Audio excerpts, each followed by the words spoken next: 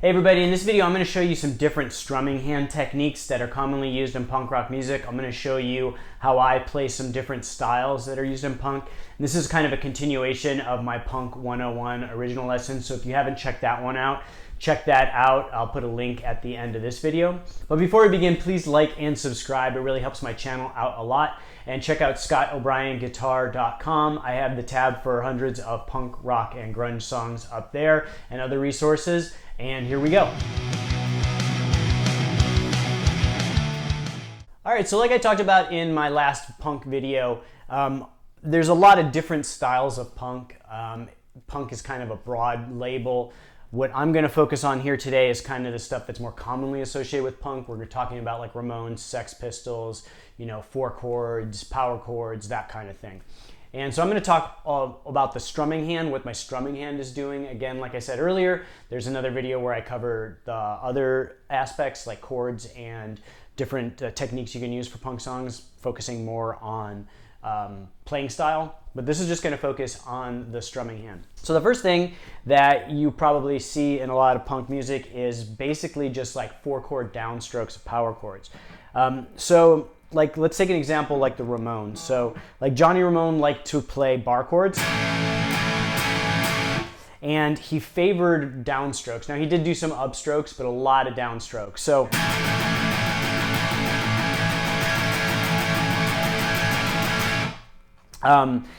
and you can hear, like if we play it slowly, as opposed to, that's downstrokes now, as opposed to going up and down. It's a little bit more aggressive. It kind of fits the Ramones style of music. So when we're talking about strumming, and mainly for downstrokes, the kind of basics are, I like to rest my arm, like if I'm sitting, I like to rest my arm on the edge of the guitar. And you can even do that standing, kind of anchors your arm a little bit. And you want to use just your wrist. You want to have a loose wrist. You don't want to be like gripping. A lot of beginners tend to kind of really grip tight, and it makes your playing really stiff, and it makes it really hard to play on rhythm, on beat, because you're just clenching so much and you're just really clenching everything. So you really want to be loose. Even with just downstrokes, you want to be loose. And a lot of times you'll see like videos of like punk players and their arms are going up and down like this. That's not really the way you want to do it. I mean, it looks cool, and you can play it when you're playing shows like that, but you want to use your wrist more than your arm. You're going to be able to play faster, you're going to be able to play more accurate just using your wrist. So another thing you can do is kind of not necessarily mute on the bridge, but your palm can kind of find the bridge, and it kind of gives you like another like lighter anchor spot. Now you're not going to rest it, but you're just going to kind of find it. That's what I like to do. And again, all loose wrist. It takes a little while to kind of get that down, but just use the wrist action as opposed to arms or forearms like this. Like you don't want to be bending at the elbow going like that, and you definitely don't want to be going like that. If you want to do it when your band's playing live to look cool, that's cool too. So we're going to talk about downstrokes right now. For downstrokes, I like to grip the pick with one finger and my thumb. I have a video that shows how to hold the pick if you don't know how to do that. I'm not going to cover that here, but I'm going to hold it with one finger. And again, I'm going to use my wrist. And my pick angle is, I'm almost kind of knuckles down a little bit. And the pick angle is going to be pretty parallel to the strings, with my hands kind of angled down. Now you can also kind of do it straight on, but just kind of feel what feels good to you. But I like to kind of angle the pick, kind of almost the tip up a little bit, and be parallel when I'm doing those downstrokes. All right, so the next technique we're going to talk about is alternate picking. And a lot of times you'll hear like really fast alternate picking, like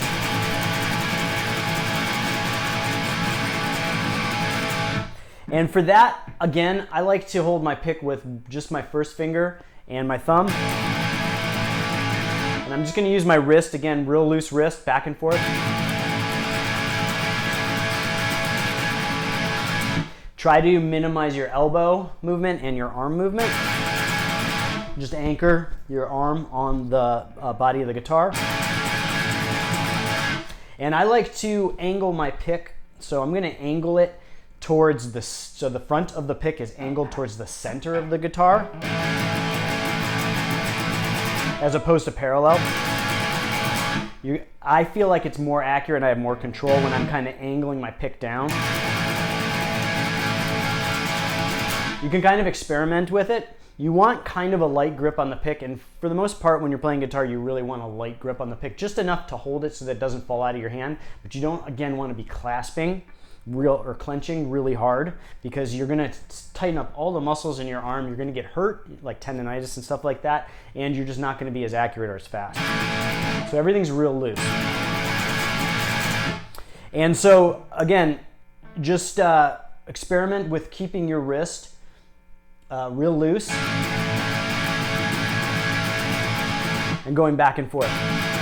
And try to use a metronome to make sure you're hitting those notes on time, and start slow and just build up speed. And another technique that's kind of based on that alternate picking or alternate strumming is kind of these real sharp triplets. And what you want to do for those is to get that real kind of distinct stop. You want to, again, use that alternate strumming technique. And what I'm going to do is I'm going to pull my fingers off the chord after the third note. And so that's going to keep the chord from ringing out. So if I just leave the chord fingered, it's going to ring out. But if I pull my fingers off, you get that very distinct end to it. And a lot of bands like Bad Brains will be like. And then also what you want to do with your strumming hand is you want to mute it with this part of your palm. So you're going to play. And now I'm kind of exaggerating that motion just to show you what I'm doing. But it's going to deaden the string so it doesn't ring out as well. So.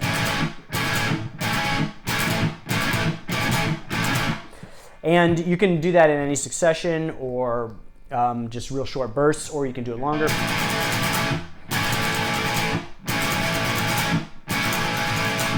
So then another technique that is common in punk music is palm muting. And so palm muting gives you this sound like this. It's kind of subdued. It's used for build-ups, verses, that kind of thing. And you can use it in combination with open chords. You can go.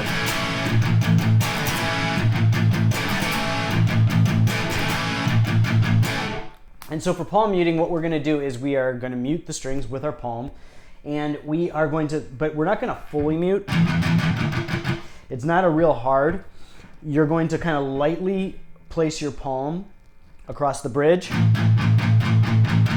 you can kind of practice to feel the amount of force you need to put there, but it's not a lot. And again, you're going to be using your wrist. So you're going to anchor your arm on the body, and then anchor your palm lightly across just in front of the bridge. You want to kind of keep your hand where you normally would be strumming. You're just going to tilt your palm down onto it.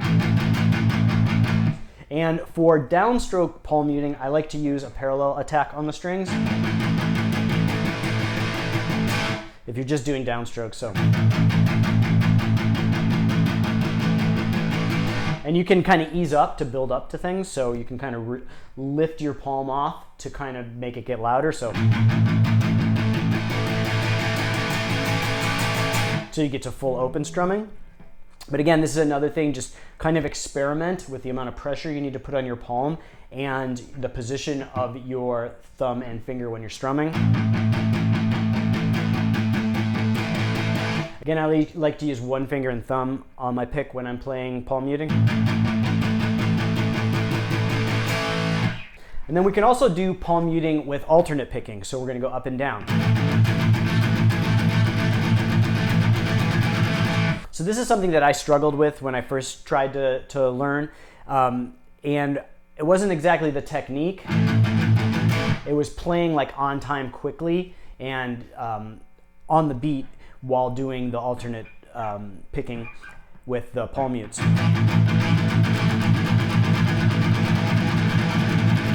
So what I found is, again, what's going to help you is you're going to mute and put your hand essentially the same spot that you were playing with the downstrokes. But with the alternate picking, you are going to tilt, again, your pick towards the center. So the front of your pick is going to go towards the center of the guitar. That's the angle you want. And this works for if you're palm muting the bottom 2 strings or the bottom 3 strings for a chord, or even, you know, a chord that's rooted on the A string.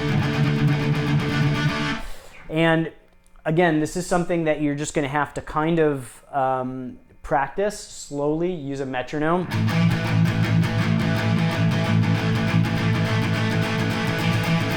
And build up speed.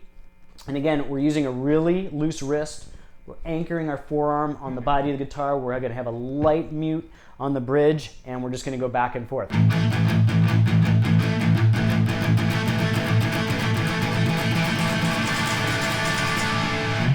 And you can, again, kind of build up. So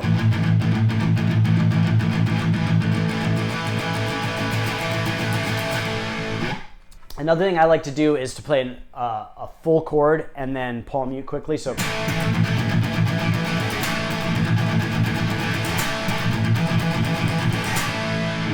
and then the last punk technique I'm going to cover today is a lead technique, and these are unison bends.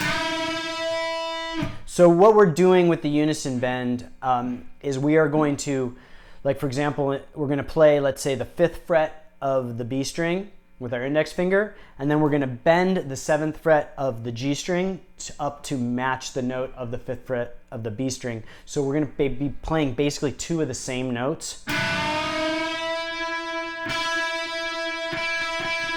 See, those 2 are the same notes, so. And then it sounds cool as you're bending up, and then it really cuts through, like when you're playing lead. And so, from a strumming hand technique with these, again, I like to keep a very loose wrist. I'm going to anchor my arm on the body of the guitar, and then I'm even going to kind of anchor my palm on the lower string since I'm not using them, right on the bridge or right behind the bridge. And I'm going to, again, kind of angle the pick like almost downwards, like in this direction, the front of the pick, like that. And I'm going to kind of flick with a loose wrist. So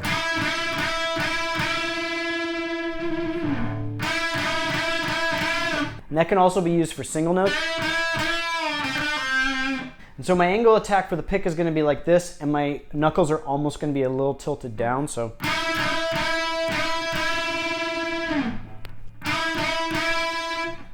and then similar to that, we can also play like a Chuck Berry style bend where you're going to bridge your index finger across the 5th fret on the B and E, and then you're going to bend with your ring finger at the 7th fret. So you're doing a unison bend with this 2-note double stop. And again, I'm going to kind of use that same picking attack angle, but it's going to be maybe a little tilted up, a little bit more parallel to the strings. And I'm bridging my palm again behind the bridge. You don't have to do that, but I like to kind of find a spot for my palm to rest. Gives me a little bit more control. And then you can also do that with alternate picking. And again, with alternate picking, it's going to be the angle of attack of the pick is going to be like this, and maybe knuckles down a little bit.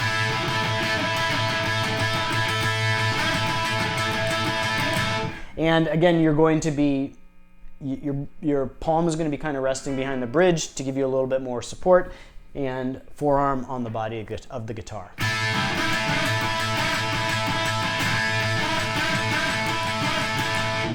And when you're playing those alternate strokes, your palm is probably going to come a little bit off the bridge, so you're just kind of lightly resting on it. You're just kind of finding that so it's anchoring you so that you know where you are on the neck. But you can also play it up here if that's more comfortable for you. You don't necessarily have to do that. I just find when you're first beginning, it gives you a little bit more support back here to kind of keep your hand anchored. So that's it for this one. I hope you found this video helpful. If you appreciate this content, please like and subscribe. It really helps my channel out a lot. Check out my website, scottobryanguitar.com. I have the tab for hundreds of punk, rock, and grunge songs up there, plus other resources. And I will see you guys next time.